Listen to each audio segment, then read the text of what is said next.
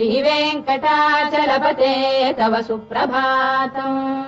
श्रीभूमिनायक दयादिगुणामृताब्धे देवादिदेव जगदेक शरण्यमूर्ते श्रीमन्ननन्त गरुडाधिभिरर्चिताङ्घ्रे श्रीवेङ्कटाचलपते तव सुप्रभातम्। श्रीपद्मनाभ पुरुषोत्तम वासुदेव वैकुण्ठ माधव जनार्दन चक्रपाणे श्रीवत्स चिह्न शरणागत पारिजात श्रीवेङ्कटाचलपते तव सुप्रभातम्।